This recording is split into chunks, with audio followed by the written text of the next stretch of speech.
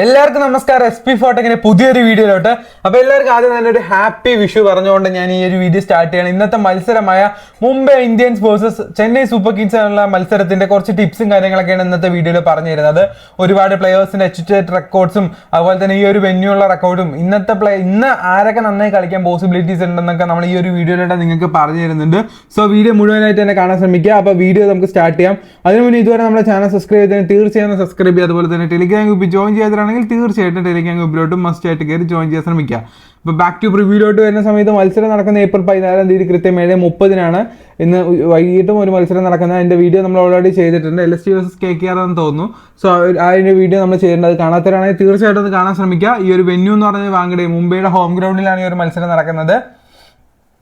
Pitch റിപ്പോർട്ടിനെ പറ്റി പറയുന്ന സമയത്ത് ടോട്ടൽ 113 മത്സരങ്ങൾ ഇവിടെ നടന്നിട്ടുണ്ട്. ഈ 113 മത്സരങ്ങളിൽ നിന്ന് 51 മത്സരം ഫസ്റ്റ് ബാറ്റിങ്ങും 62 മത്സരം സെക്കൻഡ് ബാറ്റിങ്ങുമാണ് ഇവിടെ വിൻ ചെയ്തിട്ടുള്ളത്. അതുപോലെ തന്നെ പിച്ച് റിപ്പോർട്ട് പറയുമ്പോൾ 170 റൺസാണ് ആവറേജ് റൺസായിട്ട് നമുക്ക് കണക്കാക്കപ്പെടുന്നത്. ഏകദേശം 900 വിക്കറ്റ്സ് ഫാസ്റ്റ് ബോളേഴ്സും 367 വിക്കറ്റ് സ്പിന്നേഴ്സുമാണ് എടുത്തിട്ടുള്ളത്. കൂടുതൽ അഡ്വാൻറ്റേജ് ഇവിടെ ഫാസ്റ്റ് ബോളേഴ്സിനാണ്. ആ ഒരു കാര്യം ഞാൻ ഇന്നലെ എടുത്തെടുത്ത് പറഞ്ഞിട്ടുണ്ടായിരുന്നു. അതുപോലെ തന്നെ അവിടുത്തെ താപനില എന്ന് പറയുന്നത് 28 ഡിഗ്രി സെൽഷ്യസ് ആണ്. സോ മഴ പെയ്യാനുള്ള പോസിബിലിറ്റീസ് ഉണ്ടോ എന്ന് വെച്ചാൽ 7% മഴ പെയ്യാനുള്ള പോസിബിലിറ്റീസ് ഉണ്ട്. നിങ്ങളുടെ നാട്ടിലൊക്കെ മഴ പെയ്തോന്ന് കമൻറ്റ് ചെയ്യട്ടോ. പാലക്കാട് ഇവിടെ നല്ല അത്യാവശ്യം എന്ന് പറഞ്ഞാൽ കഴിഞ്ഞ ഒരു ദിവസം കുറച്ച് മഴ പെയ്തായിരുന്നു. അപ്പോൾ അവിടെയൊക്കെ മഴ പെയ്തോന്ന് അറിയാനാ. ഹെഡ് ടു ഹെഡ് റെക്കോർഡ്സ് നോക്കുമ്പോൾ ലാസ്റ്റ് 3 ഇയേഴ്സിൽ 7 മാച്ചാണ് കളിച്ചിട്ടുള്ളത്. അതിൽ 2 മുംബൈ ഇന്ത്യൻസും 4 ചെന്നൈ സൂപ്പർ കിങ്സുമാണ് വിൻ ചെയ്തിരിക്കുന്നത്. 1 ടൈ ആയിട്ടുണ്ട്. ഓക്കെ, ഇനിയിപ്പോൾ നമുക്ക് ബാക്ക് ടു ടിപ്സിലോട്ട് വരാം. അപ്പോൾ ഈ ഒരു ടിപ്സിന് മാത്രമായിട്ടുള്ള ഒരു വീഡിയോ ആണ്. സോ ഇതിനിടയിൽ ബാക്കി കാര്യങ്ങളൊന്നും ഞാൻ പറയുന്നില്ല. പിച്ചിനെ പറ്റി പറയുകയാണെങ്കിൽ വാങ്കഡെ സ്റ്റേഡിയമാണ് മാക്സിമം ഏറ്റവും കൂടുതൽ ലെങ്ത് ഉള്ളത്. സ്ട്രൈറ്റ് ബൗണ്ടറിയാണ്. സ്ട്രൈറ്റ് ഐ തിങ്ക് 83-87 സംതിങ് ഉണ്ട്. സോ ലെഫ്റ്റ് സൈഡ് റൈറ്റ് സൈഡൊക്കെ അത്യാവശ്യം എസ്പെഷ്യലി ലെഫ്റ്റ് ഹാൻഡ് ബാറ്റ്സ്മാൻമാർക്ക് സോ ഭയങ്കര അഡ്വാൻറ്റേജ് ആണ് എക്സാമ്പിൾ ഇഷാൻ കിഷൻ. സോ അപ്പോൾ അവരൊക്കെ നന്നായി കളിക്കാനുള്ള പോസിബിലിറ്റീസ് ഉണ്ട്. കാരണം ലെഫ്റ്റ് സൈഡ് അധികം ബൗണ്ടറി അധികം ഇല്ലാത്തതുകൊണ്ടും സോ പെട്ടെന്ന് ഈസിയായി സിക്സൊക്കെ അടിക്കാൻ പറ്റും. ബാക്ക് ബൗണ്ടറിയും അടിപൊളിയാണ്. അടുത്താണ്. സോ സ്കൈ, സൂര്യകുമാർ, രോഹിത് ശർമ്മ എല്ലാവരും ബാക്കിലോട്ട് അടിക്കുന്നത് കണ്ടിട്ടുണ്ടാവില്ല. ഇങ്ങനെ ഒരു സ്കൂപ്പ്. സോ ആ ഒരു അടി വരാനുള്ള ചാൻസ് ഉണ്ട്. പെട്ടെന്ന് റൺസ് സ്കോർ ചെയ്യാൻ പറ്റുന്ന ഒരു സംഭവം. ബാക്കിലധികം ഫീൽഡേഴ്സിന് ചിലപ്പോഴേ നിർത്താറുള്ളൂ, കൂടുതലും ലെഗിലൊക്കെ കൊണ്ടുവന്ന് നിർത്താറ്. ഓക്കെ, നമ്മുടെ പ്രിവ്യൂലോട്ട് വരാം. സോ അതിന് മുന്നേ ഞാൻ ഒരു 2 ആപ്ലിക്കേഷൻസ് പരിചയപ്പെടുത്തി തരാം. ആദ്യം തന്നെ പറയാനുള്ള കുബേര ഫാൻറ്റസി എന്ന് പറഞ്ഞാൽ കിഡിലിൻ്റെ ആപ്ലിക്കേഷനെ പറ്റിയാണ്. ഈ ആപ്ലിക്കേഷനെ പറ്റി പറയുന്ന സമയത്ത് നമ്മുടെ ഡ്രീം ഇലവനെക്കാളും എൻട്രി ഫീസും കാര്യങ്ങളൊക്കെ വളരെ കുറവാണ് ഇവിടെ. അതായത് നമ്മൾ ഡ്രീം ഇലവനിൽ 299 രൂപ കൊടുത്ത് ജോയിൻ ചെയ്യുന്ന കോൺടെസ്റ്റ് ഇവിടെ വന്നു കഴിഞ്ഞാൽ വെറും 260 രൂപയ്ക്ക് നിങ്ങൾക്ക് ജോയിൻ ചെയ്യാനായിട്ട് സാധിക്കും. അതാണ് ഇതിൻ്റെ ഒരു മെയിൻ ഹൈലൈറ്റ്. ഇത് കണ്ടില്ലേ, 260 രൂപയ്ക്ക് നിങ്ങൾക്ക് ജോയിൻ ചെയ്യാനായിട്ട് സാധിക്കും. ആ ഒരു എൻട്രി ഫീസും കാര്യങ്ങളൊക്കെ സെയിം ആണ്. വിന്നിങ് എമൗണ്ട് സെയിം ആണ്. എൻട്രി ഫീസാണ് ഇവിടെ ഡിഫറൻസ് ഉള്ളത്. സോ എന്തായാലും ഒന്ന് ട്രൈ ചെയ്ത് നോക്കുക. ഒരുപാട് കോൺടെസ്റ്റ് ഇതുപോലെ ഡ്രീം ഇലവനെ വെച്ച് കമ്പയർ ചെയ്യുമ്പോൾ എൻട്രി ഫീസ് വളരെ കുറവാണ്. തീർച്ചയായിട്ടും ഒന്ന് ട്രൈ ചെയ്യാൻ ശ്രമിക്കുക. അതുപോലെ തന്നെ ഡ്യൂ ഓപ്ഷൻ 5 പ്ലേയേഴ്സിൻ്റെ ഏറ്റവും കൂടുതൽ പോയിന്റ് എടുക്കാൻ ചാൻസ് ഉള്ള ആരാണോ അവർ പിക്ക് ചെയ്താൽ മതി.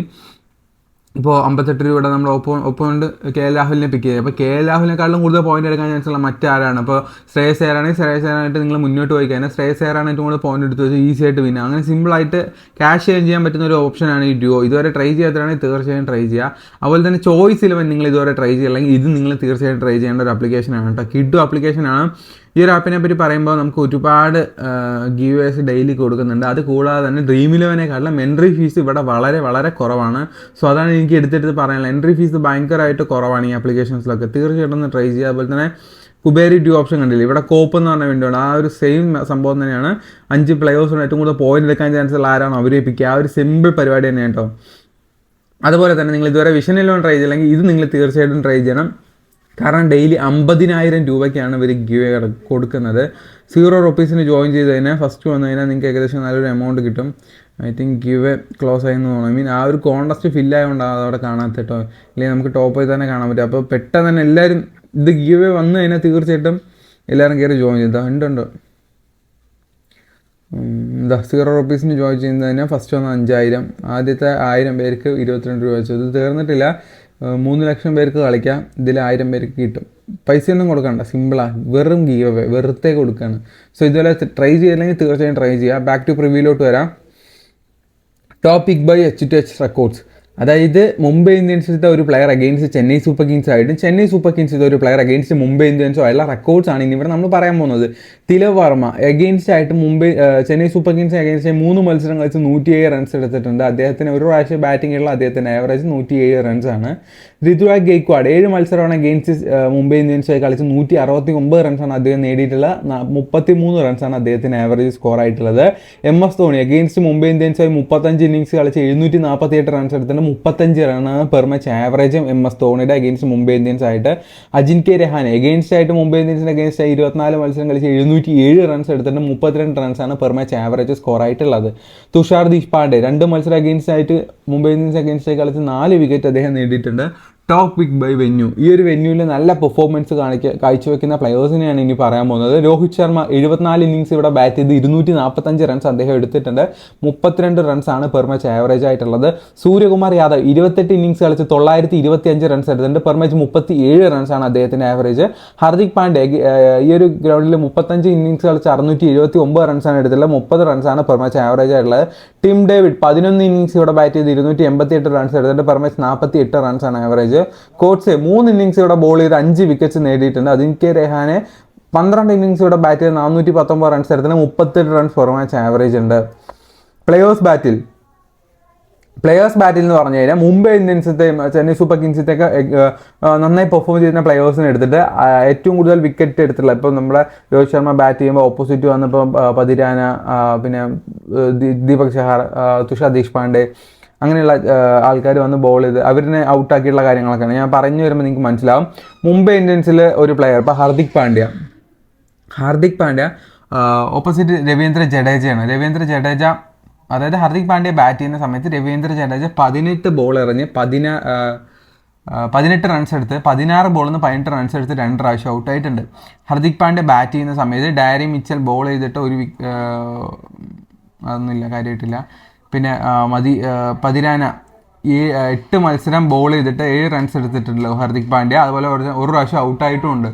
പിന്നെ അതുപോലെ തന്നെ മഹീഷ് തീക്ഷ്ണ അദ്ദേഹം 11 ബോൾ എറിഞ്ഞിട്ട് 8 റൺസാണ് എടുത്തിട്ടുള്ളത്. ഹാർദിക് പാണ്ഡ്യ 1 വിക്കറ്റ് പോയിട്ടുണ്ട് കേട്ടോ.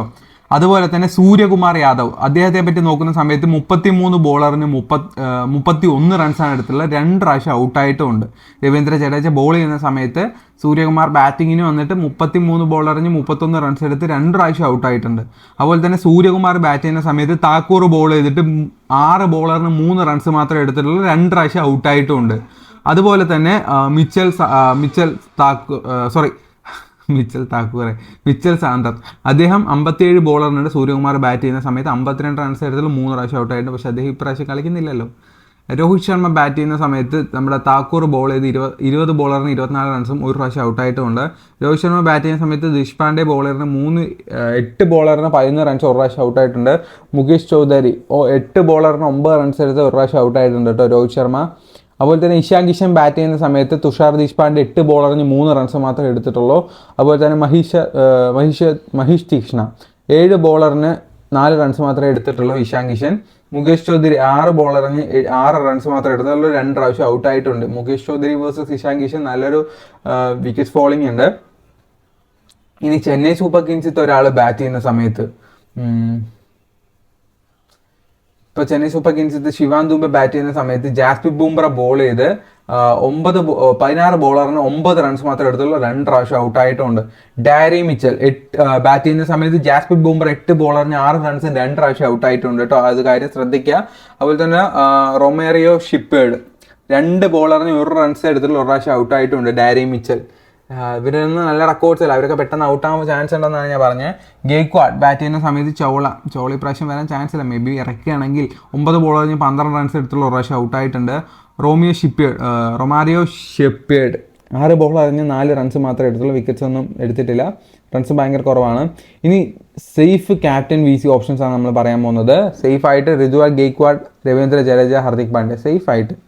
റിസ്ക് ആയിട്ട് ട്രൈ ചെയ്യണമെങ്കിൽ തിലക് വർമ്മ, തുഷാർ ദേശ്പാണ്ഡെ, രോഹിത് ശർമ്മ, സൂര്യകുമാർ യാദവ്, ടിം ഡേവിഡ്, അജിൻക്യ രഹാനെ, ഗോഡ്സെ ഇത്രയും പേരാണുള്ളത്.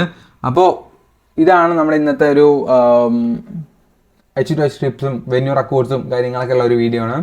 സോ നിങ്ങൾക്കൊരു ഡെമോ ടീം ക്രിയേറ്റ് ചെയ്യണമെങ്കിൽ തീർച്ചയായിട്ടും ഈ ഒരു വീഡിയോ നല്ല രീതിക്ക് നിങ്ങൾക്ക് ഹെൽപ്പ് ചെയ്യും. അപ്പോൾ ഇത്രയൊക്കെ റെക്കോർഡ്സ് അപ്പോൾ ഈ അഗെയിൻസ്റ്റ് ആയിട്ട് ഞാൻ ഈ ബോളേഴ്സിൻ്റെ ബാറ്റിൽ പറഞ്ഞില്ലേ, പ്ലേ ഓഫ് ബാറ്റിൽ ഇവർ ബാറ്റ് ചെയ്യുമ്പോൾ അവർ ബോളിങ് വന്നിട്ട് ഇങ്ങനെ ഔട്ടായ കാര്യമൊക്കെ അതൊക്കെ ഒന്ന് നിങ്ങളൊന്നുകൂടെ ഒന്ന് അനലൈസ് ചെയ്ത് കഴിഞ്ഞാൽ ഒരു ടീം ക്രിയേറ്റ് ചെയ്യുമ്പോൾ ശ്രദ്ധിച്ച് കഴിഞ്ഞാൽ തീർച്ചയായിട്ടും അത് വർക്കൗട്ട് ആവുന്ന കാര്യമാണ്.